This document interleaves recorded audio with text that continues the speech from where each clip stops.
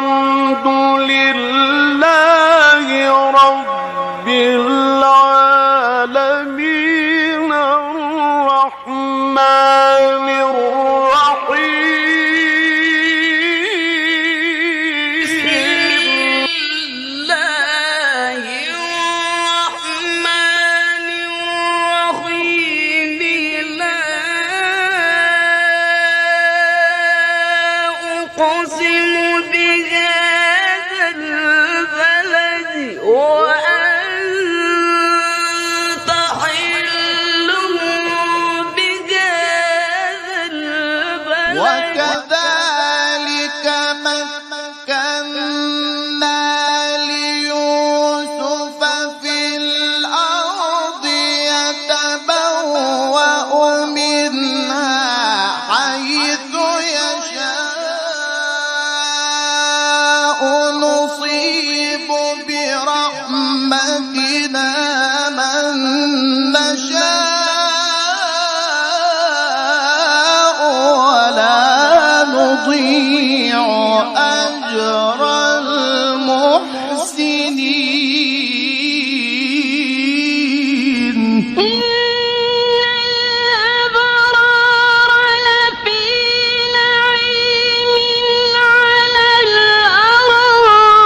الأرائك ينظرون تعرف في وجوههم نضرة النعيم يسقون من رحيق مختوم ختامه مسك ووجدك ضالا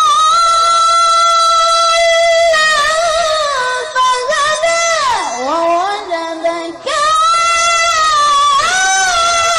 عائلا فأغنى أفلا يتدبرون القرآن ولو كان من عند غير الله لوجدوا فيه اختلافا كثيرا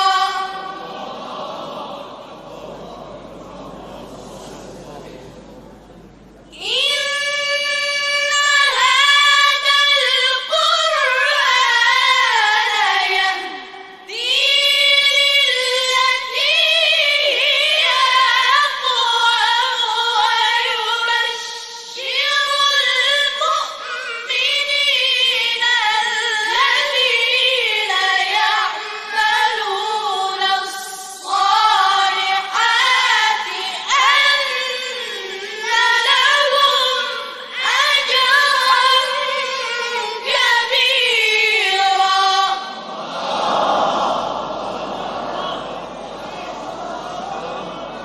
صدق الله العلي العظيم.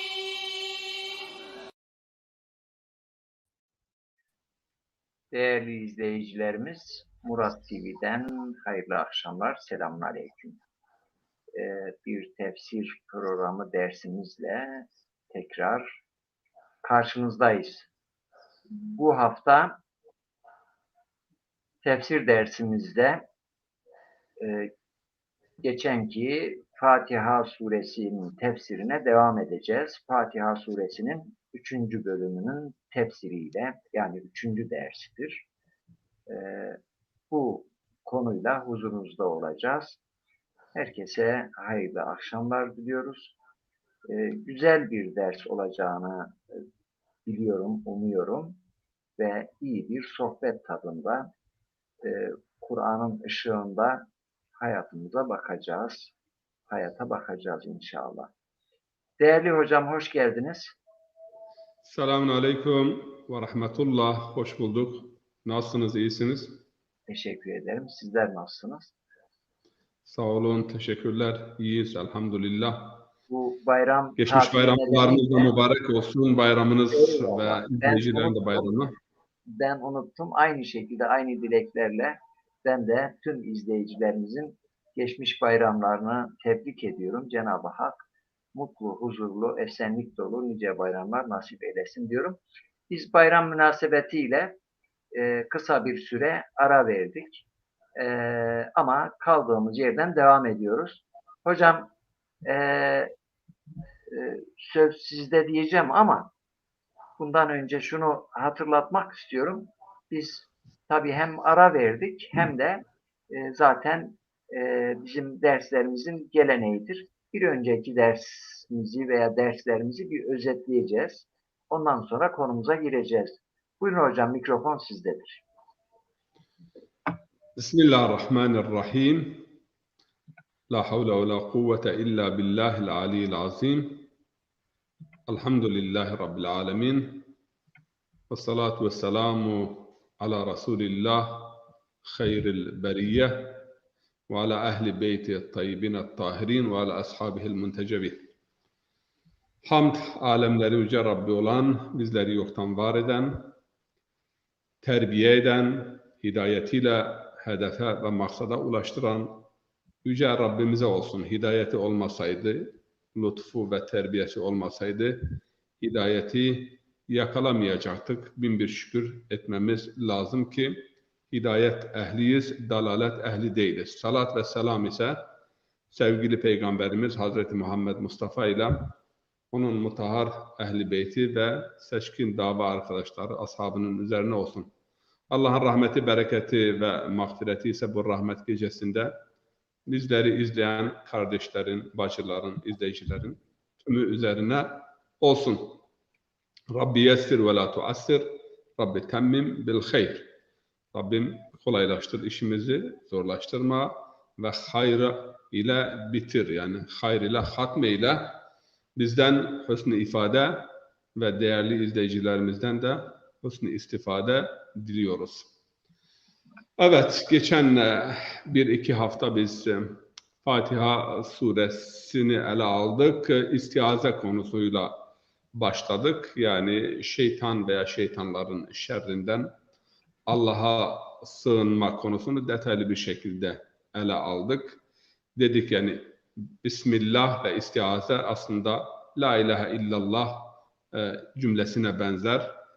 Şeytanlardan kaçınıyor, tağutlardan, Allah'ın dışında asilerden, isyandan, toyandan Allah'a sığınıyor ve ondan sonra Allah'ın adıyla başlıyoruz. Besmele üzerinde genişçe durduk. Bismillahirrahmanirrahim'in tüm peygamberler tarafından bu kelimenin, bu lafzın kullanıldığını Kur'an-ı Kerim'den buna örnekler verdik. Hazreti Süleyman'dan, Hazreti Nuh'dan. Aynı şekilde şunu da ifade etmekte fayda vardır. Fatiha suresinin içeriği de geçmiş ümmetlerde ve geçmiş semavi din veya İslam'ın geçmiş halkaları diyelim, onlarda da biraz farkla günlük olarak Fatiha benzeri dualar okunuyor. İnşallah önümüzdeki derste bir iki örnek ben vereceğim. Allah'ın adıyla başlamanın neden bir taraftan zaaf ve eksikliğimizi idrak ediyoruz. Allah'ın adıyla başladığımız zaman sonsuz bir güç ve kuvvete dayanıyoruz. İkinci bir husus, faniyiz ve Allah'ın adıyla başladığımız zaman baki ile irtibat kuruyoruz. İmam Ali Aleyhisselam bir duasında şöyle buyuruyor: ve bi veşhikel baki ba'de fenai kulli şey. Yani senin kalıcı olan, daimi olan ve her şeyin fena bulduktan sonra baki kalan yüzün veya zatın hürmetine veya yüzün suyun hürmetine avamca tabir ile ifade edersek fani baki ile irtibat sağladığı zaman o da bakileşiyor. Ma indallahi bak ve ma indakum yenfed.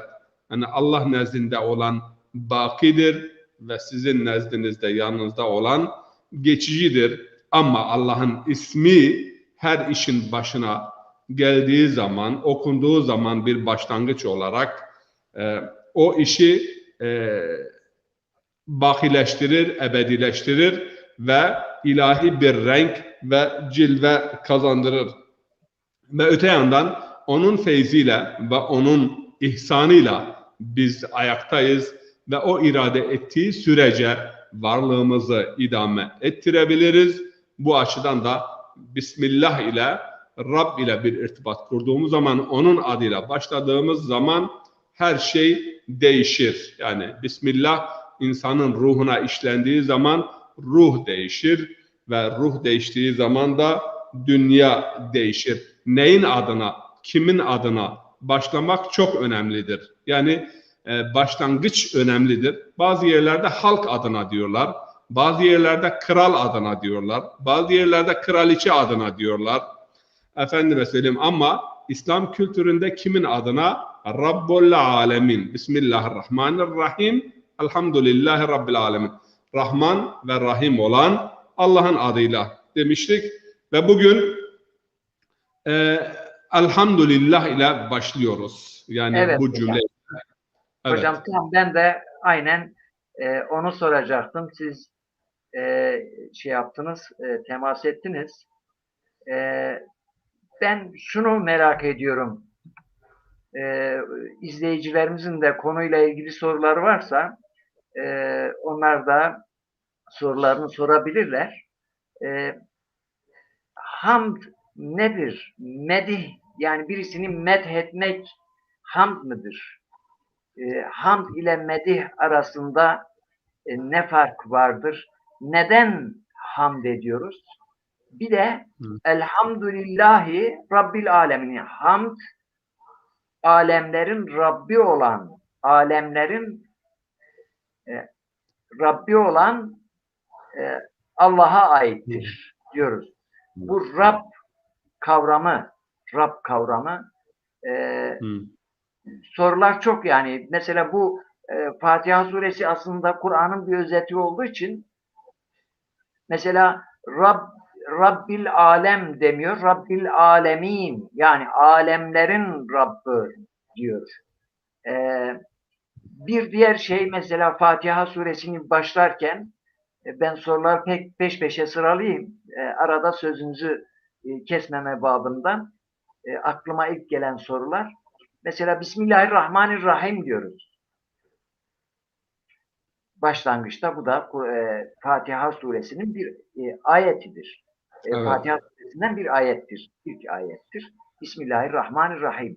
Orada Rahman ve Rahim olan Allah'ın adıyla başlıyor diyor. Elhamdülillahi Rabbil Alemin dedikten sonra alemlerin Rabbi olan hamd alemlerin Rabbi olan Allah'a mahsustur dedikten sonra ve o Allah, alemlerin Rabbi olan Allah'ın sıfatlarını yine Besmele'de olduğu gibi bir tekrar var. Er-Rahmanir-Rahim. Bu tekrarın özel bir anlamı var mı? Ben şimdilik bunları sormuş olayım. Ama bu arada biz epey birkaç gün ara verdik. İzleyicilerimiz de böyle özledik yani. Umarım izleyicilerimiz de bizi özlemişlerdir. Hasip Bey, soy ismi Atan olması lazım. Ben gözlerim zayıf olduğu için tam okuyamıyorum. Hasip Bey, hayırlı yayınlar diyor. Süleyman Ertuğrul başkanımız hayırlı yayınlar diyor bize, diliyor. Murat Nazlı kardeşimiz İstanbul'dan. Cumali hocamız Cumali hocam iyileşti çok şükür. Koronayı efendime söyleyeyim, bünyesi güçlüydü, atlattı. Biz de atlattık yani. Değil mi? Bilmiyorum, siz de bu koronaya yakalandınız mı hocam? Ben yakalanmadım, yok. Ben geçen sene daha ilk çıktığında ben yakalandım. Kolay atlattım. Cumali hocam şöyle diyor. Fatiha başta bize şunun bunun değil, bütün alemlerin Rabbine hamd ettiğimizi bize önemli bir hatırlatmaktadır Fatiha suresi. Yani bizi hazırlamakta. Bizi kulluğa hazırlamakta.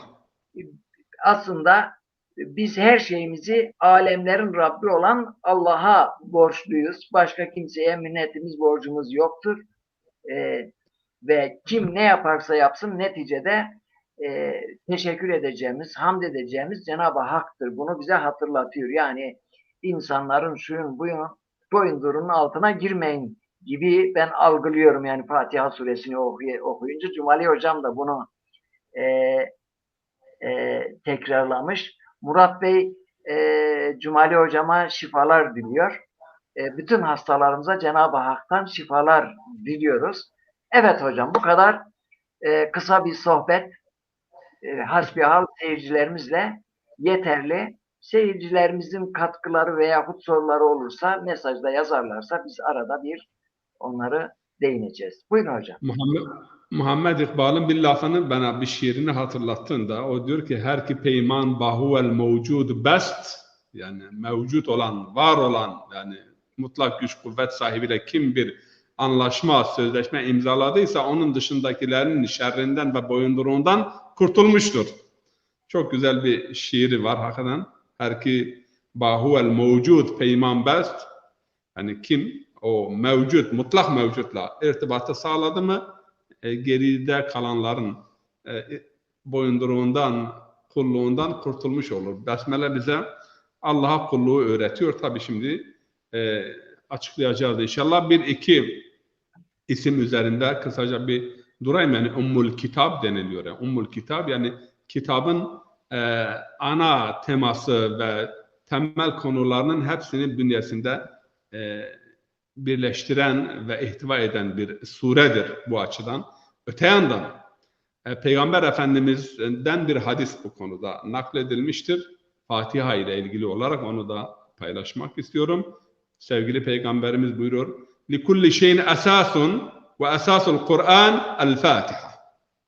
Her şeyin bir temeli vardır, bir esası vardır.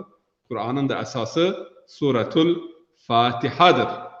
Ve bir başka hadisinde de sevgili Peygamberimiz buyuruyor ki: "Men lem yebra'hul hamd lem yebra'hu şey." Yani hamdın kendisine şifa vermediği bir kimseye başka bir şey şifa vermez. Hamd burada Hamd suresi, yani Fatiha suresi. Çünkü Fatiha'nın bir adı da şifadır. Fatihatul Kitab, yani kitap onunla başlıyor. Yani hem mevcut elimizdeki sıralamada efendime söyleyeyim ilk suredir. İniş sırasına göre de tam tüm olarak nazil olan ilk suredir. Yani nüzul tertibiyle sıralama tertibi aynıdır. Diğer bir husus da önemli. Kur'an-ı Kerim Allah'a hamd ile başlıyor. Allah'ın rububiyeti ve onun büyüklüğü, rahmaniyeti ve yine Allah'ın ismiyle ve beşerin ismiyle son buluyor. Yani Nas suresiyle. Orada da kul auzu bi rabbin nas, yani insanların Rabbi, terbiyecisi. Terbiye ile başlıyor ve terbiye ile bitiyor. Bu çok önemli. Şimdi o konuya da inşallah gireceğiz. Fatihatul Kitap dediğimiz gibi sab'un minel mesani, yani tekrarlanan 7 ayet veya tekrarlanan 7 hamdü sena ayeti anlamında. Ve lekad ateynâke sab'an minel mesani vel Kur'anil azim.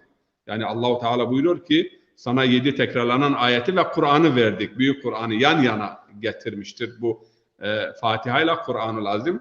Şifa, kafiye, efendime söyleyeyim, talim, bir adı da talimdir, yani bize eğitiyor. Evet, Rahman ve Rahim ile ilgili ben bir noktayı tekrar hatırlatayım ve Rahman Allah-u Teala'nın yani mübalağa sıfatı, yani çok merhametli olan. Rahim ise daimur Rahman olan, yani Rahim süreklilik var. Rahmetinin sürekliliğini Rahim ismiyle ifade ediyor. Sıfatun muteşebbihun bil fiil, yani fiile benzeyen sıfat, fiile benzeyen sıfatlar tekrar ifade eder, süreklilik ifade eder. Rahman ise yani kesirur rahma, Rahim ise daimur rahma. Böyle kısaca ifade edersek arkadaşlarımız anlar. Rahim yani rahmeti, merhameti daimi olan, Rahman ise merhameti ve rahmeti bol olan, tabii ki özel ve genel rahmeti söz konusu olmuştur. Ama burada şunu da ifade edeyim. Rahimiyet konusunda Araf suresinde bir ayet-i kerime var. Allah-u Teala buyuruyor ki ve rahmeti vesiat kulle şey, yani rahmetim her şeyi kuşatmıştır. Ben kullarımdan istediğine onu ulaştırırım ama kimlerdir bunlar? Yettekûn ve yu'tûne zekat ve bi ayatina yuqinun.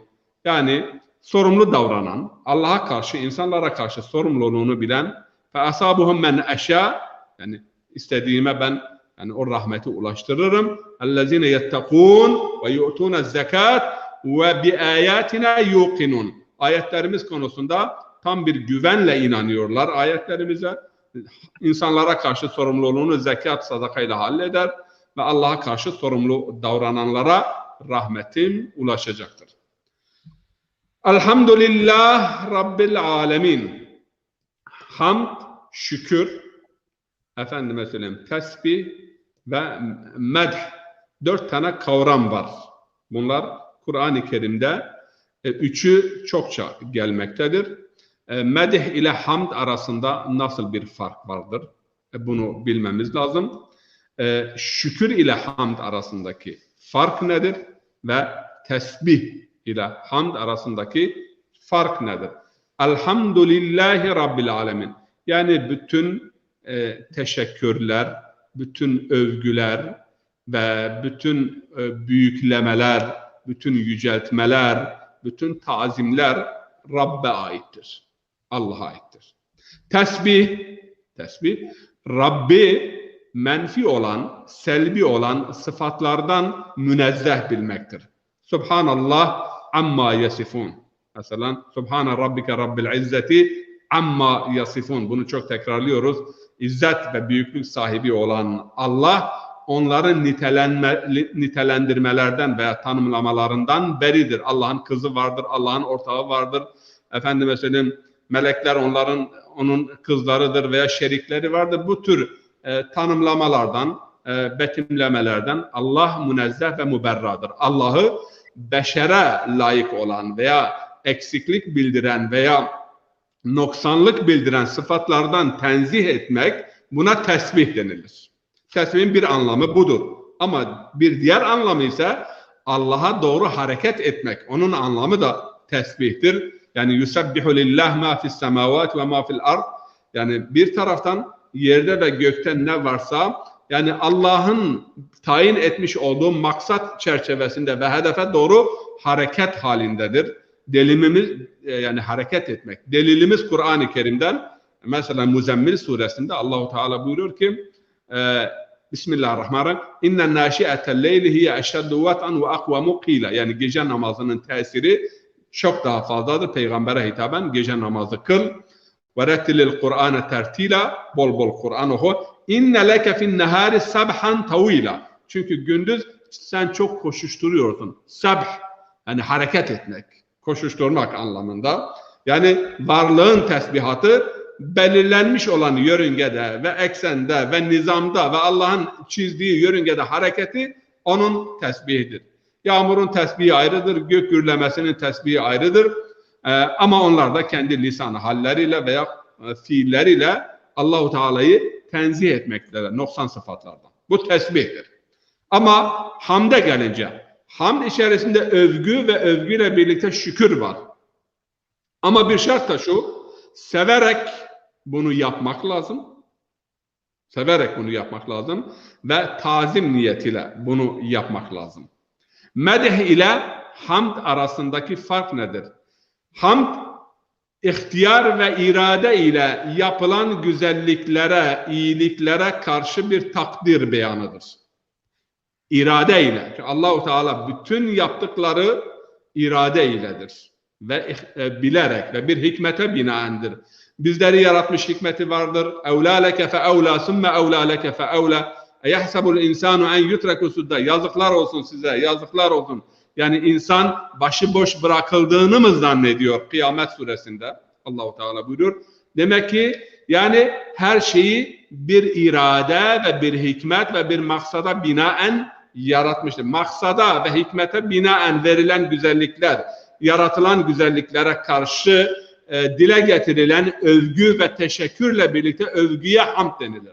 Ama medih bazen ihtiyarsız ve iradesiz olan güzelliklere de medih yapılır. Örnek vereyim, bir çiçek güzel bir koku veriyor. Çiçeğin güzel koku vermesi övgüye şayandır, övülür ama onun bir ihtiyar veya iradesi yoktur. Öyle değil mi?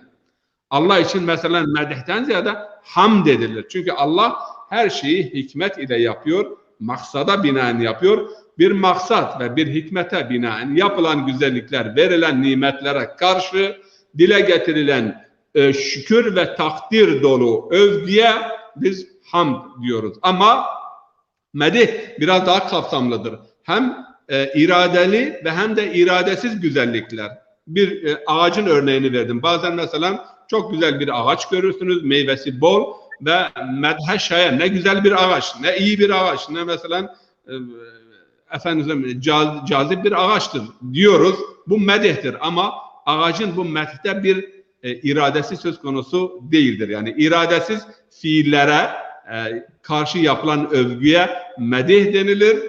Ama iradeli ve kasıtlı ve bilerek yapılan güzelliklere, yaratmalara, nimetlere, teveccühe karşı ululama niyetiyle yapılan övgüye de hamd denilir. Muhyiddin Arabi bu konuda şöyle diyor Fütuhat-ı Mekke'de. Yani tesbih Allah-u Teala'yı tenzih etmek noksan sıfatlardan, selbi sıfatlar diyoruz ilmi dille, negatif sıfatlardan tenzih etmek. Hatta bu konuda Mu'tezile mezhebi şöyle diyor, yani kelamcıları, Allah nedir konusunu işlemeyelim. Allah ne değildir? Yani hangi sıfatlar Allah'a yakışmaz?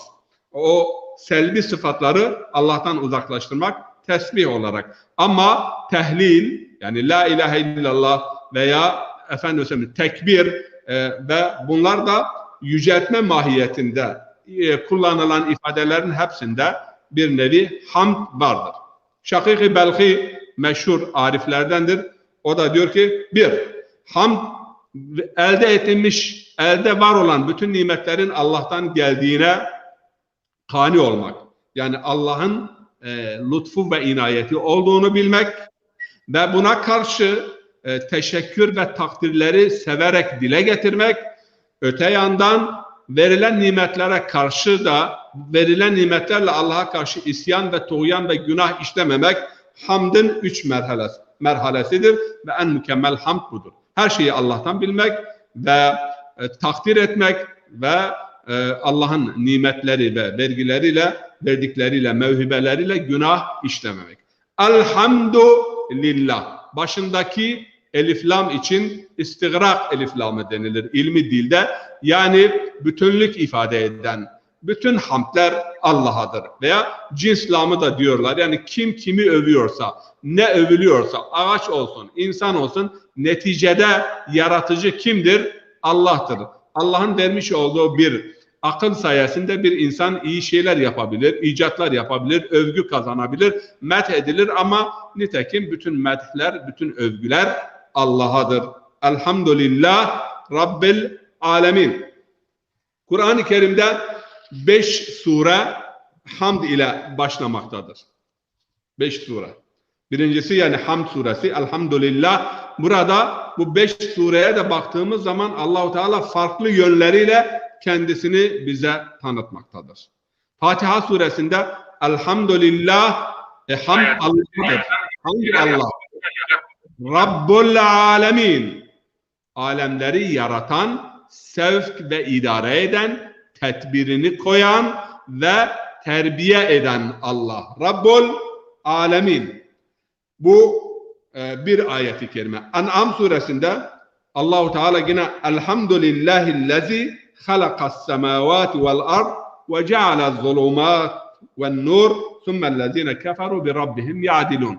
Burada da Allah-u Teala yani yerleri ve gökleri yaratıcısı olarak kendisini bize tanıtmakta. Aydınlığı ve karanlığı kılan, kılıcı ve kafirlerin de bütün bunlara rağmen ona ortaklar koştuğuna atıf yapmaktadır. Kehf suresinde ise Elhamdülillahillezî enzele ala abdihil kitab ve lem yec'al lehu iveca. O Allah'a hamdolsun ki kitabı hiçbir eğrilik ve büyürülük olmadan açık, net bir şekilde insanların hidayeti için göndermiştir. Kitap yine terbiye meselesi.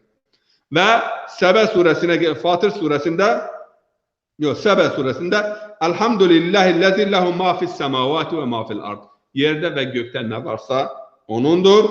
Ve geliyoruz Fatır suresinde Elhamdülillah fatırı's semavati vel ard ca'ilil melaiketi rusula. Yerleri ve gökleri belli bir program ile yaratan Rabbe hamdolsun ki melekleri de elçi olarak gönderdi. Şimdi bu kısa ifadeden sonra, beyandan sonra hamd ile ilgili şükür dediğimiz gibi, şükürde övgü yok. Yani borçluluk ve minnet duygusunu dile getirmek. Yani sana teşekkür ediyoruz. Ama hamdde övgü vardır ve hamd dediğimiz gibi bilinçli ve irade ile yapılan nimetlere karşı gösterilen minnet veya yüceltme veya takdir ve teşekkür hepsini bünyesinde barındırmıştır. Ve Kur'an-ı Kerim'de sadece bir yerde Allah'ın dışında başkalarına bu kelime isnat edilmiştir. O da Tevbe suresinde olsa gerek. وَلَا تَحْسَبَنَّ الَّذ۪ينَ يَفْرَحُونَ بِمَا آتَوْا وَيُحِبُّونَ أَنْ يُحْمَدُوا بِمَا لَمْ يَفْعَلُوا فَلَا تَحْسَبَنَّهُمْ بِمَفَازَةٍ مِنَ الْعَذَابِ. Yani kötülük yapıp da yapmadıkları iyiliklerden dolayı da övgü ve hamd bekleyen insanları kurtuluşa erenlerden zannetme. Onlar için bir kurtuluş söz konusu değildir ve onlar için yani bir ceza beklenmez. Hem kötülük yapıyorlar ve hem de yapmadıkları iyilikler karşısında yani takdir ve teşekkür bekleyenler. Bunun dışında Kur'an-ı Kerim'de 43 defa yani hamd kelimesi kullanılmıştır ve tüm kullanımlarda bir istisna Allah için Elhamdülillahi Rabbil Alemin 7 defa bu şekilde gelmiştir ve 27 defa farklı şekillerde biz bu ifadeye rastlıyoruz. Ama Rabbil Alemin hususu önemlidir. Elhamdülillah yani övgü kim övgüye mazhardır? Kim övgüye layıktır? Alemleri yaratan seni de beni de alem nedir? Bunun üzerinde de biraz durmamız lazım. Alem için 3 tanım var. 1. Yeryüzündeki bilinçli ve şuurlu varlıklar ve mevcutlar. Yani bizler, insanlar, alem, yeryüzünde yaşayanlar anlamında. Bir manası budur. Mesela Allah-u Teala Kur'an-ı Kerim'de diyor ki işte İsrailoğullarına ya beni İsrail eskuru ni'meti elleti en'amtu aleykum ve faddaltukum alel alemin. Yani bir zamanlar sizlere peygamberlik vasıtasıyla bu ilahi misyonla sizi diğer yeryüzünde yaşayanlara üstün veya öncelikli kılmıştım. Bizim için de bu ifade kullanıyor. Burada alemin kelimesi insanlar, yeryüzünde yaşayan insanlar veya şeyi okuyoruz teşehhütte Allahümme barik Allahümme salli sonunda diyoruz ki Allahümme salli ala Muhammedin ve kema salleyte ala İbrahim ve ala ali İbrahim fil alemin Rabbena fil alemin Rabbena inneke hamidun mecid. Burada yani yeryüzünde yaşayan insanlar arasında. Ama ikinci anlamı ise bütün varlık yani seyyareler olsun, yer, gök bunların hepsi efendime söyleyeyim alem kategorisindedir. Yani alemin kategorileri. Ama bir diğer kategori ise masivallah yani Allah'ın dışında melek olsun, ruh olsun, gök olsun, yer olsun, insan olsun, cin olsun hepsi alemin veya alemler olarak tanımlanmıştır. Zaten alem kelimesi de ilimden geliyor. Yani başka bir yaratıcıya, bir saniye, bir fatıra, bir halika delalet eden nesne veya varlık veya şey anlamındadır. Yani alem ile ilim kelimesi arasında kök itibariyle çok yakın bir irtibat vardır. Bunu da hemen bilmemiz lazım. Arapça dili iştikaki bir dildir. Bazı diller terkibi dillerdir. Türkçe mesela terkibi bir dil ama Arapça iştikaki bir dildir. İştikak yani anlayabilmek için kelimenin köküne inmeniz lazım. Kelimenin kökünü irdelediğiniz zaman, vardığınız zaman gerçek manayı o zaman ancak idrak edebilirsiniz. Mesela alem, alim, ma'lum, ilim hepsi kökü alimeye geçiyor, ilme ve bir varlığa, bir yaratıcıya, bir halıka delalet eden şeye de alem denilir. Ya arada ne gibi bir irtibat var hocam? Buyurun. Alem ile ilim arasında nasıl bir irtibat var? Alem, yani alem bir alime delalet eden varlık. Ya ilim Alem. sahibinin eseri. İlim sahibinin eseri. Yani bak şimdi alem var, bayrak demek. Alem. Bayrak neye Evet. delalet eder? Bir memleketin sembolüdür. Yani bir memlekete, bir ırka, bir millete. Alem. İlim Evet. nedir yani? İlim işte bir varlık veya bir nesne hakkında bize bilgi verip onu başka şeylerden ayırt eden, başka varlıklardan ayırt eden. Buna biz ilim diyoruz. Yani bir şeyi özellikleriyle, sıfatlarıyla başka şeylerden ayırt eden. Alem de yani bir alimin varlığına, tamam mı? Bir yaratıcının varlığına delalet eden nesneler veya delalet eden varlıklar bütünü anlamında kullanıyoruz. Yani Evet. insanlık toplumu alem mi? Alemdir. Seyyaratlar, küreler, her bir gezegen bir alemdir. 18 bin alem mesela geleneksel bizim alimler kitapların başlarında işte 18 bin alemden bahsediyorlar. Denizler bir alem, kuşlar bir alem, her birisi bir alem ama bütün bu alemler bir alim ve kadir olan yaratıcının varlığına delalet ettiği için. Mesela bizim çok önemli bu. İslam literatüründe, İslam kültüründe yani kozmolojiye baktığımız zaman, kainata baktığımız zaman hakikaten her bir isimlendirmenin alnında bir batman anlam yatmaktadır. Mesela Batı dillerinde böyle bir şey, ayet diyoruz, alem diyoruz, efendim fatır diyoruz, halık diyoruz. Yani kelimeler ister istemez o dini edebiyatımız, kullandığımız kelimeler her yönüyle Allah'ın kokusunu vermektedir. Yani bu da çok önemli bir husus.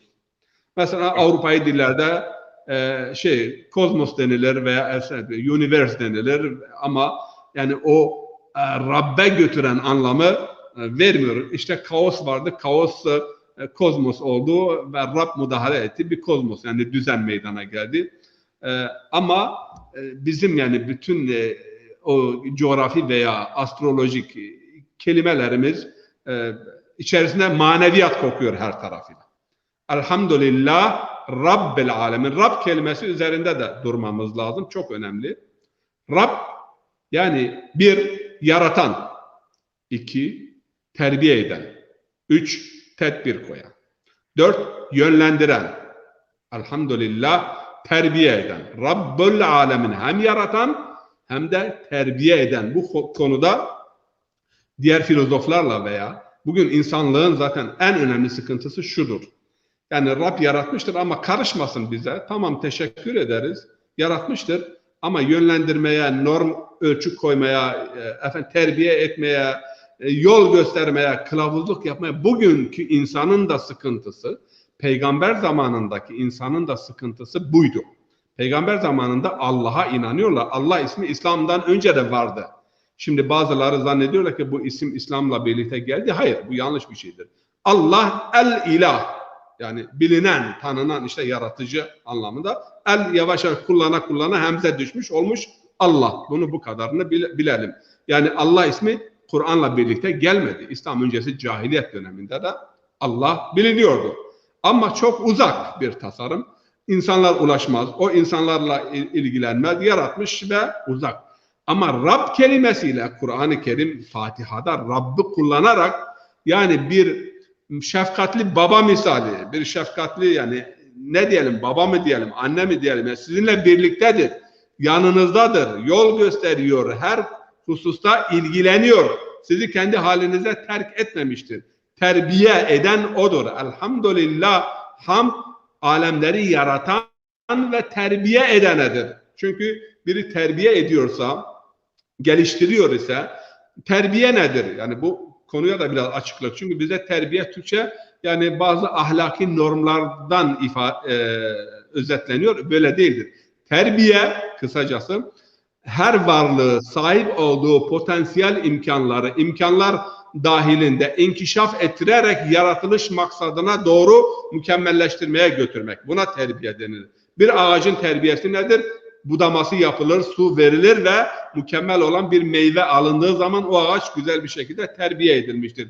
Bir hayvanın terbiyesi ama bir de insanın terbiyesi. İnsan potansiyel olarak bir varlık, birçok potansiyel imkanlara sahiptir. Bunları en güzel bir şekilde inkişaf ettirmek, geliştirmek ve yaratılış maksadı doğrultusunda o imkanları kullanmasına imkan hazırlamak. Bu terbiyedir. Elhamdülillah Rabbil Alemin. Ondan sonra sen şimdi buyurun. Ben bir araya gireyim.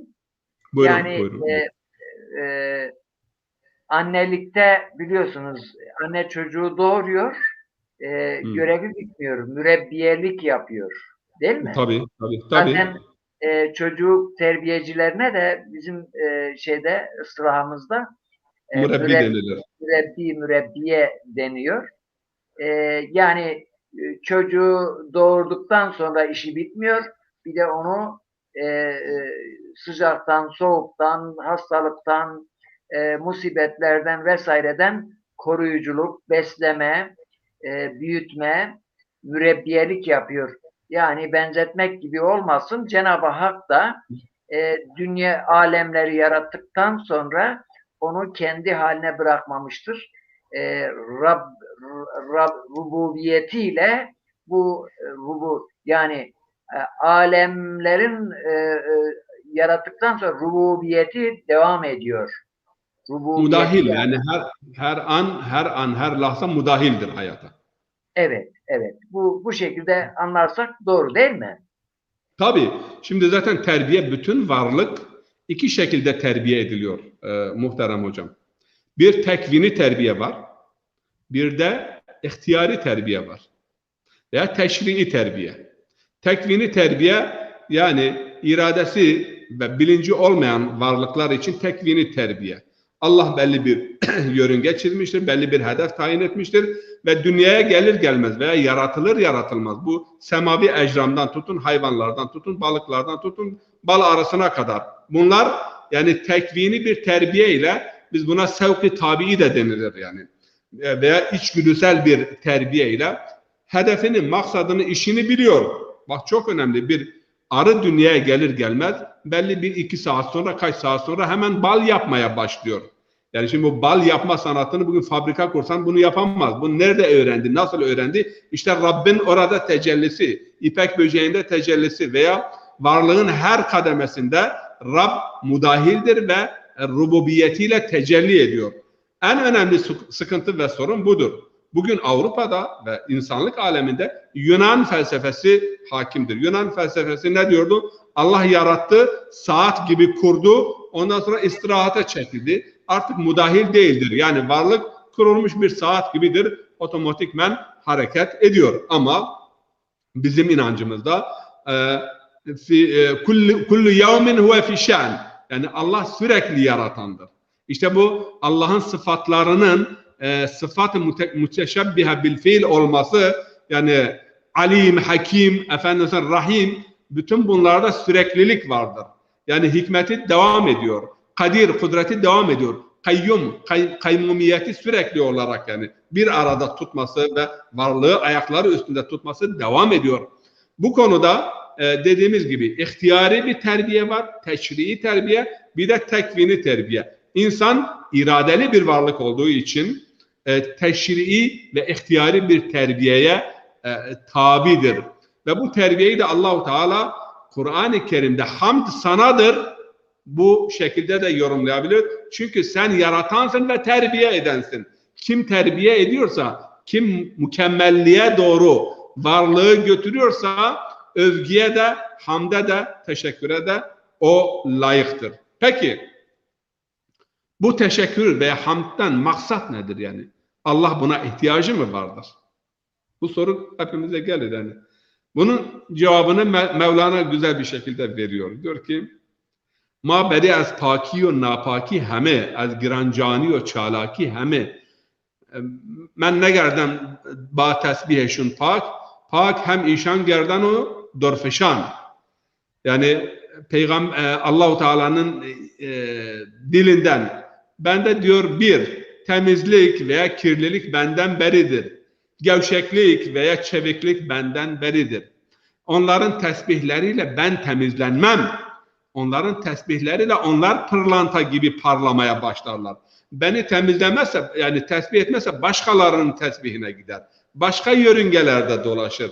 Başkalarının önünde eğilir. Takdir ve teşekkürü başkasına götürür. Yani nesne olanlar önünde eğilmeye başlar ve devamında diyor ki yani nazır kalbem eğer haşi buved. Gerçi goft lafz nahazı buved. Yani benim için önemli olan kalpten bir övgünün gelmesi, sevgiyle birlikte olması. Velev ki lafzı isabetli de olmasa, doğru da olmasa. Çünkü biz söze bakmıyoruz, biz kalbe bakıyoruz. Kalp asıl ve cevherdir. Söz ise araz ve ariyettir. Maksat ise cevherdir, kalptir. Yani kalben Allah'a yönelmek. Çünkü kalp benim içindir. O kalbi Allah'a tahsis ettiğimiz zaman o kalpte Allah-u Teala birçok şeyi tecelli ettirir, birçok şeyi bildirir ve birçok mükemmelliği bize kazandırır. Elhamdülillah Rabbil alemin. Alemleri yaratan, terbiye eden, yüce Rabbe mükemmelliğe götüren, inkişaf ettirene aittir. Şimdi gelelim senin soruna. Sen dedi ki ikinci kez niye Rahman ve Rahim tekrarlandı? Evet hocam, süreyi de hatırlatayım. 46. dakikadayız. Bu arada bir soru da var. O soruyu da sorayım. Siz konu bölünmesin. Konumuzla da alakalı değil ama İslami soruların hepsi birbiriyle bağlantılıdır tabii. Evet.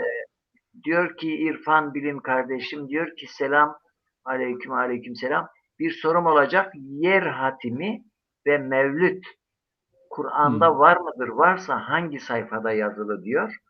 Merak ediyor. Onu da böyle süremizin sonunda inşallah cevap verelim diyorum. Evet.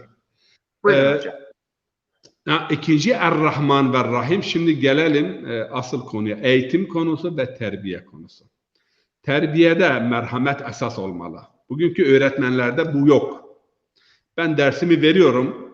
Talebe öğrendi mi, öğrenmedi mi?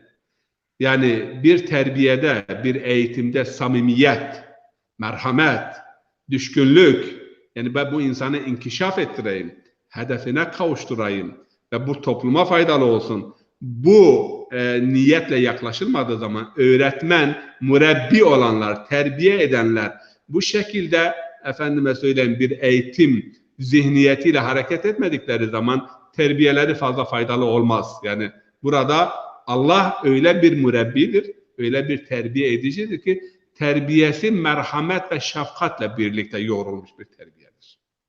Tekrarlayalım. Terbiyesi merhamet ve şefkatle. Yani kullarını sevmiştir, yaratmıştır. Ve sevdiği için de kitap indirmiştir. Onların seviyesine tenezzül etmiştir. Tenezzül zaten nüzulun bir anlamı da aşağıya inmek. Allah bizim anlayacağımız bir seviyede kitabını veya kelamını anlayabileceğimiz bir seviyeye indirmiştir. O ve kelamı herkes tarafından, yani orada ayette de okudum, bir eğrilik, bir bürülük yoktur. Arabiyyun mubin, kitabun gayru zi'iveç veya yani eğrilik, bürülük olmayan bir kitaptır bu kitap. Bu da Allah bize merhametle ve biz mürebbiler için de merhametli olmamızı. Peygamberine ne dedi? İşte وَلَوْ كُنْتَ فَضًّا غَلِيظَ الْقَلْبِ لَنْفَضُّوا مِنْ حَوْلِكَ. Yani Uhud Savaşı'ndan sonra bazıları geldiler, peygamberi eleştirmeye başladılar. Dediler ki sen peygambersin, bizimle danışmasaydın, meşveret etmeseydin ve biz içeride savaşı yapmalıydık veya biz tekrar vazgeçtik yani kendi kararımızdan, sen niye bizim kararımızda uydun? Bu şekilde yani yenilginin suçunu kendi itaatsizliklerinde değil, peygamber ise niye bize uydu, kendi kararını verseydi, Allah peygamberine nasıl buyurdu? Bak bu eğitimciler için bu da o Rahman-ı Rahim'in bir açıklamasıdır. Bismillahirrahmanirrahim. وَلَوْ كُنْتَ فَضًّا غَلِيظَ الْقَلْبِ لَنْفَضُّوا مِنْ حَوْلِكَ. فاعف عنهم واصفح لهم وشاورهم في الامر فاذا عزمت فتوكل على الله. Yani 4-5 tane temel eğitim prensibini ve terbiye prensibini bu ayette Allahu Teala peygamber yoluyla bize hatırlatmakta ve bu da buradaki Rahman ve Rahim'in bir açıklaması niteliğindedir. Bir, katı kalpli olsaydın, ağzın yani sert ve asık suratlı olsaydın ve sert dilli olsaydın ve etrafından dağılacaklardı. Kimse kalmayacaktı. وَلَوْ كُنْتَ فَظَّنْ غَلِيظَ الْقَلْبِ. Yani asık suratlı, efendim sert ve katı kalpli olsaydın ve sen de onların o azarlamalarına veya onların hatta yani yersiz davranışlarına karşı öfkeli davranmış olsaydın etrafında kalmayacaklardı. Affetsen, kusurlarını görme, zaten takip etme, bakma, kusurlarını görmezlikten gel. Vasfah, sanki kusur yapmamışlar gibi onlara davran. Ama bir karar aldığın zaman onlarla danışma bir esastır, şura bir esastır. Velev ki yani aleyhte de olsa, toplu bir karar alınıyorsa orada toplumun tümü sorumludur. Ve şavirhum fil emr fe iza azamte fetevekkel alallah. Ama kararını aldığın zaman azimli ve kararlı davran ve Allah'a tevekkül et. Bu ayeti kerimeyi aslında bütün devlet dairelerinde, idarelerde, yönetim mekanizmalarında orada levha olarak yani asmak lazım. Okullarda bir eğitim ve öğretim programı nasıl olmalı? Merhametle, samimiyetle, şefkatle siz insanlara yaklaştığınız zaman onlara bir şey verirsiniz. Hocam ama tabii kendimizi de katarak yani özellikle İslam dinini anlatan alimlerimiz de buna yani buna azami dikkat etmeleri lazım. Çünkü Rahman ve Rahim olan Allah'ın adıyla başlıyoruz. Biz Kur'an'a yani bütün işlerimize Kur'an okurken de ilk surede de vurgu var. Bismillahirrahmanirrahim. Rahman ve Rahim olan Allah'ın adıyla vurgusu var ve yetmiyor. Bir vurgu daha Elhamdülillahi Rabbil Alemin Er-Rahmanirrahim vurgu var. Özellikle sanki böyle bizi sarsacak şekilde yani Rahman ve Rahim olan Allah'ın adıyla başlayın ve Rahman ve Rahim olan Allah'a alemlerin Rabbi olan Rahman ve Rahim olan Allah'ın ismiyle Allah'a hamd vurgusu var. Yani orada Rahman ve Rahim'e özellikle başta bu vurgu var. Bizim de yani buna vurgu yapmamız gerekiyor. Yani aslında bunu yaşantımızla yani maalesef şimdi İslam devleti olduğunu iddia eden mesela ben isim vermeyeyim devletin bayrağı kılıç. Kelime-i tevhidin altında kılıç. Yani hakikaten Rahman ve Rahim olan Allah'ın adıyla başlayan Müslümanların bayrağının altında kılıç olmaması lazım. Kaldırmayı düşünüyorlar. Kaldırıyorlar. En son başvurulan kılıçtır. Biz de İslam'ı anlatırken yani ilk önce savaştan başlıyoruz. Halbuki yani Rahman ve Rahim olan yani sanki Bismillahirrahmanirrahim değil de Bismillahil Züntikam Kasım el Cebbarin yani Kasım el Cebbarin yani zorbalardan intikam alan Allah'ın adıyla. Evet, Rahman ve Rahim olan alemlerin Rabbi, Rahman ve Rahim olan alemlerin Rabbinin muhatabı bizler, Züntikam, Cebbar şeklinde sıfatlarla şey yapıyoruz. Hocam süremizin sonu 54. dakikadır. Hocam bir şey daha söyleyeyim burada. Tekrar edeyim. O bayrağın altındaki kılıç 1936'dan ta 56'ya kadar 40.000 Müslümanın başı kesildi ve 100.000 Müslümanın da uzvu kesildi. Suud ailesinin İhvan grubu vardı. İhvan Fillah. Bunlar Taif'te, Medine'de, Mekke'de ne cinayetler Müslümanlara karşı. O kılıç hiçbir zaman gayrimüslime karşı kaldırılmamıştır. Hep Müslüman kesmiştir. Bunu bilmemiz Evet, lazım. yani, Gayrimüslime de karşı kaldırılmasına taraftar değiliz. Ama o kılıçla yani 40.000, o zamanki Suudi Arabistan'ın 2 milyon 3 milyon nüfusu vardı. 40.000 insan kesildi ve 100.000 insanın da uzvu kesildi. Evet. Yani adeta bu kılıçla biz Müslümanları kesmek için la ilahe illallah diyeceğiz şeklinde bir Evet. imaj var. Şam katliamı, Taif katliamı, Kerbela katliamı bunlar meşhurdur. Yani günümüzde de Orada yine Şafiler katledildi. Taif'te oradaki yani Müslüman- Vahabilerin dışındaki alimler katledildi. Kerbela'da da evet, yine Müslümanları katleden çeşitli isimlerdeki örgütlerin finansmanı da yine oradan geldiği malum. Demek ki yani bu dikkat çekici bir husus. Biz sorumuza geçelim hocam. evet. Yer hatimi ve mevlüt Kur'an'da var mıdır? Varsa hangi sayfada yazın? Ben bu soruya cevap vermeden genel olarak bir şey söyleyeyim ve bu çerçevede meselelere bakayım. Önce bir perspektif vereyim. Şimdi İslam dininde helal veya haram veya emir ve yasak diye bildiğimiz hususlar, yani eğer İslam'ı 100 olarak ele alsak, emirler, yasaklar, helallar, haramlar bunlar %20'yi 30'u oluşturur. Geriye kalan bir boş alan var. Biz buna mubah alan diyoruz. Yani dairetül firag denilir. Boş alan. Bu boş alan içerisinde din adına şekillenen kültür vardır, adet vardır, gelenekler vardır, yaşam tarzımız vardır, örflerimiz vardır. Bu örfler yani İslam'ın temel esaslarıyla çelişki arz etmediği sürece hepsi makbuldur, hepsi doğrudur. Bakın size bir örnek daha vereyim. Kur'an-ı Kerim, İslam öncesi Arap cahiliyenin bazı güzel adetlerinden 16 tane örfü yasama kaynağı olarak teşri için o örften örnekler vermektedir. Buna binaen bugünkü sıkıntımız da yani güzel örf, bir toplumda bir güzel örf var ise, yerleşmiş ise bu o mubah daire içerisinde. Eğer dinin temel esaslarıyla da bir tezat ve çelişki arz etmiyorsa bu makbuldur. Bu bir.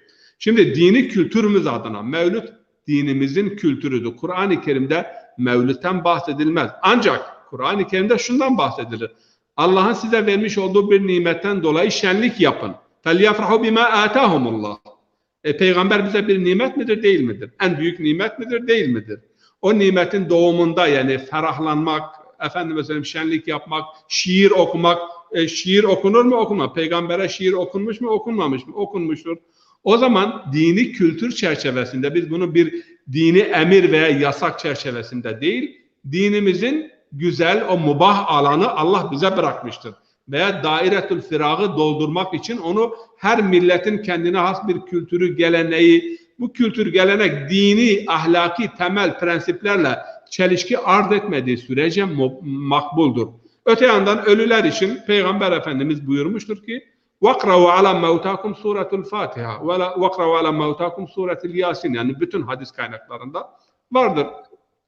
Ölüleriniz için Yasin suresi okuyun. Ölüleriniz için Fatiha suresini okuyun. Fatiha dediğimiz gibi Kur'an'ın özetidir. Özeti okunduğuna göre Kur'an'ın tafsilatı niye okunmasın? Yani Fatihatül Kitap diyoruz veya Ummul Kitap diyoruz veya Seb'ül Mesani yani Kur'an'ın anası okunuyor da ölüler için ama Kur'an'ın açılmış şekli olan, Fatiha'nın açılmış şekli olan Kur'an niye okunmasın? Yani Kur'an ölüler için de şifadır. Ölü dediğimiz nedir? Yani eğer ölü yok anlamındaysa burada yine bu noktanın altını çizmek istiyorum. Bazı Vehhabi ve Selefi yaklaşımlarda ölüm materyalist gibi, yani materyalistlerin ölüm yaklaşımı gibi bir ölüm felsefesi vardır. Öldü gitti. Hatta peygamber için Bin Baz şu ifadeyi kullanmıştı. Yani benim elimdeki bastonumun faydası bu kabrin faydasından daha fazladır. Ama bu insana çıkıp şunu sormak lazım. Eğer o kabrin faydası yok ise her gün namazlarımızda o kabrin sahibine niye selam gönderiyoruz? Esselamu aleyke eyyühen nebiyyü ve rahmetullahi ve berekatuhu. Eğer o kabrin sahibi yani bir bason kadar bir işlevsiz ise, bugün bu düşünceler var, o zaman her gün namazımızda bizim ona selam göndermemizin ne anlamı var? Ve kendisi de ne diyor? Ölümümden sonra bana selam gönderen hayatındaymış gibi bana selam ve ben bütün selamların cevabını veriyorum. Bir diğer husus, ölümden sonra ruh aleminde zaman ve mekan kısıtlaması yok. Zaman, mekan, şartlar mesela bu dünyaya aittir. O dünya daha soyut, daha geniş, manevra alanı daha geniş ve bir anda peygamber bütün dualara ve bütün selamlara mesela Peygamber Efendimiz cevap verecektir. Ve çünkü ama Selefiler ve bazı Selefi yaklaşımlar ölümü yokluk olarak görüyorlar. Yani aynı materyalistler ve komünistlerin ölmüş gitmiş, daha bir faydası yok. Onun faydası yok ise biz o kadar ölüler için dua Allahu Teala bizden talep ediyor ki Rabbena gfirli ve li valideyye ve lil mu'minine yevme yakumul hesab. Bir şeyin ekmeğin parçası da ekmektir. Kur'an'ın ayeti de Kur'an'dır. Kur'an hem tümün adıdır hem de her ayetin adıdır. Biliyor musunuz? Ve Hocam, evet. Sözünüzü kestim, özür diliyorum. Süremizi doldurduk. Ben müsaadenizle özetleyeyim. Yani bir şey Kur'an'da yani Mevlid Kur'an'da geçmiyor diyorsunuz. Ölülere Kur'an okumak da Kur'an'da geçmiyor. Ancak bir şey Kur'an'da geçmiyorsa bu haramdır anlamı çıkmaz. Bir de İslam'da mübah dairesi, mübah yolu vardır diyorsunuz. Dolayısıyla yani arabaya binmek Kur'an'da yoktur ama biz arabaya biniyoruz çünkü mübahtır. Veyahut uçağa binmek Kur'an'da yoktur ama mübahtır, biniyoruz. Veya bir toplantı tertip edip orada şiir okumak bu Kur'an'da geçmez ama mübahtır. Şiir okuyabiliriz orada. Veya orada Peygamberimizi öven bir şiir, Mevlid zaten şiirdir. Okuyabiliriz. Bu mübahtır diyorsunuz. Yani Kur'an'da geçmiyor ancak mübahtır diyorsunuz. Bir cümleyle daha şey yapayım. Peygamber Efendimizin sünnetinde geçiyor. Peygamber Efendimiz kendisi diyor ki ben pazartesi günü dünyaya geldim. Pazartesi günü benim için bayramdır ve bu günü ben oruç tutarak bu bayramımı kutluyorum. Yani miladımı kutluyorum. Bunu peygamber diyor. İkincisi peygamber kabirlerin başına gitmiş. Kur'an'da açıkça var. وَلَا تَقُمْ عَلَى قَبْرِهِمْ. Yani münafıkların kabrinin başına gitme. Peygamber ama Uhud şehitlerinin kabirlerini ziyaret etmiştir ve müminlerin kabirlerinin başına gitmiştir ve orada Fatiha okumuştur. Ama istiğfar talebinde bulunmuştur. İstiğfar talebinde. Ve Peygamber açık bir dille de diyor ki ölülerinize Kur'an okuyun. فَقْرَوْا عَلَى مَوْتَاكُمْ Suretil Yasin, فَقْرَوْا عَلَى مَوْتَاكُمْ Suretil Fatiha. Yani sünnet-i seniyede ölüler için Kur'an okumak, duada bulunmak ayette de var. Bu ayet diyor ki bize Rabbena gfirli, istiğfar talebinde dua. Kur'an'ın bir kısmı da istiğfardır, duadır. Ama Mevlüt ve benzeri şairler suresi var Kur'an-ı Kerim'de ve mümin şairler, güzel ifade kullanan şairler, yani iyilik, ahlak, din uğruna şiirler söyleyenler de Şuara suresinin son ayetlerinde mükemmel bir dille övülmüşlerdir Allah tarafından. Evet, meşhurdur. Zaten bize tevatüren gelen Kaside-i Bürde var Peygamberimizin huzurunda. Peygamberimizi öven bir şiir var ki Mevlid bütün Mevlid kitapların metinlerine baktım, Kaside-i Bürde'ye baktım. Peygamberi övgü konusunda hiçbirisi Kaside-i Bürde'ye yetişemez. Ve bir de Peygamberimize hitaben yüzüne onu övmüş ve Peygamberimiz onu ödüllendirmiş üzerindeki abayı ona vermiş. İsmi de Kaside-i Bürde olmuştur. Demek ki yani bir şey Kur'an'da geçmiyor demek o haramdır, İslam dışıdır anlamı çıkmaz. Hı. Doğru mu? Ama Doğru. Kur'an'da şu haramdır, bu haramdır delil varsa onunla ilgili o ayrı bir konudur. Mesela biz minare yapıyoruz. Minare Kur'an'da geçmiyor. Minarelerin hepsini yıkalım mı hocam? Bazen bu da bid'attır, bu da bid'at. Minber bid'attır, aporlar bid'attır diye yani bunları söylediler, dillendiler. Minare bid'attır, halı bid'attır. Yani aslında Allahu Teala'nın isimlerinden birisi de bedi'dir. Bedi' demek ne demek? Her gün yenileyen, her gün tazeleyen anlamında. Yani bu tür yaklaşımlar bizim geri kalmamızda da çok etkin olmuştur. Aslında biraz rahata kaçmaktır. Yani Cenab-ı Hak bizim sırat-ı müstakimden şaşanları doğru yola iletmek için Kur'an'ı göndermiştir. İnsanların aynı zamanda kendi akılları da vardır. Yani ben bir şey anlamam. Kur'an'da bu yazıyor, ben öyle giderim. Yani böyle çok kolaycılık gibi bir şey oluyor. Gerek Hazreti Peygamber döneminde gerek asr-ı saadette alimler içtihat kullanmışlar. Biliyorsunuz sahabiler, alimler, ondan sonraki alimler, sahabiler bayağı yani içtihat kullanmışlar. Hocam ben burada bir noktayı izleyicilere, dinleyicilere hatırlatmakta fayda görüyorum. Ve bu bizim İslam tasavvufunda ve irfanında ihmal edilmiş olan bir husus. Allah bir yaratıcı ve ehsenul halikin diyor, yani yaratıcılığını, yaratanların en güzeli, bu yaratıcı olma. Bir diğeri de Allah, yani yef'alu ma yaşa, irade sahibi. Allah kullarından yaratıcı olmalarını ve iradelerini kullanmalarını ve akıllarını kullanmalarını, böyle teslim olmuş, bir şey yapmaz, ondan sonra ben de teslim olmuş. Yani bu yönüyle bugün İslam irfanını ve tasavvufunu ele almamız lazım. Bir dost efendim bana yeter, ben teslim olmuşum, ben bir şey yapmam, ben aklımı kullanmam.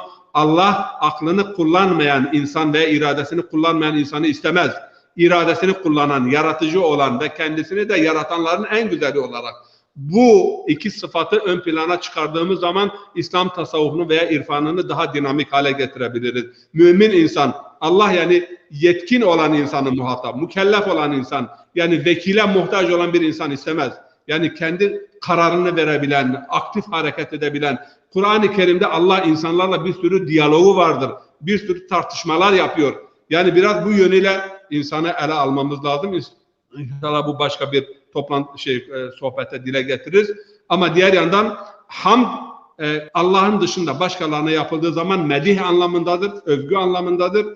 Bunu da ben söylemek bu konulara değinmeye devam edeceğiz hocam. Yani bu İrfan Bilim kardeşimin sorusu güzeldi. Yani konuyu açtı. Böyle soru soran kardeşlerimizden Allah razı olsun. Yani hakikaten çok, yani kendimize sürekli soru sormamız lazım. Aklımızı tembelleştirmememiz gerekiyor. Zaten evet. Fatiha suresini şimdi okuduk. Öyle efendime söyleyeyim, böyle hazı elma piş ağzıma düş yok. Kur'an'da seni düşündürüyor. Düşündürdükçe düşündürüyor. Efendime söyleyeyim ufkunu açıyor. Ufkunu açıyor. Efendim ben işte ayete bakarım. Ayette geçiyorsa tamam yaparım. Yoksa yapmam. Efendim böyle şablon şeklinde bir mantık değil. Geniş düşünebilen Müslüman mantığı gerekiyor bizde. Zaten Fatiha suresinin aslında biz her namazda defalarca okuyoruz. Kaç defa okunduğunu biliyor. Bizi izleyenler yani. Hocam böyle bir edebiyat gelişti. Böyle bir edebiyat var. Bu Kur'an'da var mı? Kur'an'da 5 tane ceza var. Yani 5 tane ceza, 6 tane ceza var. Bugün o zaman bir sürü cinayetler işleniyor. Bunları nasıl ve ne şekilde cezalandırmamız lazım? Yok Kur'an'da. Kur'an'da 5-6 tane zinanın cezası var. Efendime söyleyeyim, adam öldürmenin cezası var. Hırsızlığın cezası var. Kasten adam öldürmüş. Bir ceza daha var. 5-6'yı geçmiyor. Ama Ama bugün Cenab-ı binlerce Cenab-ı Hak sana akıl vermiş yani. Evet. Kur'an göndermiş. Yetmeyen Hı. yerde akıl, yani aklın Kullan. yetmediği, gücün yetmediği noktada topluma rehberlik açısından Kur'an göndermiş. Yoksa Kur'an'da motomot şu vardır, şu yoktur, şu vardır, şu yoktur. Yani her adımda ben Kur'an'a bakacağım, Kur'an'da bulacağım. Hiçbir yasada yoktur. Yani şu andaki yani mesela devletlerin yasasında da öyle bir şey, bir anayasa vardır. Temel, Anayasada genel çerçeve çizilir. Tamam mı? Şimdi sınıfta öğretmen okula gittiğinde kendi mesleğimden örnek vereyim. Okula gittiğinde ben geç kaldığım zaman sen niye 8.30'da geldin? Ya anayasada 8.30 demiyor. Sen anayasaya aykırı söylüyorsun diyemiyorum. Çünkü anayasa bazı yetkiler vermiş. Kur'an da birçok konuda Müslümanlara yetki vermiş zaten. Ama bunun tabii usulleri, erkanı vardır. Yani tefsir ilmi vardır, fıkıh ilmi vardır, hadis ilmi vardır, akaid ilmi vardır. Yani bir sistem vardır.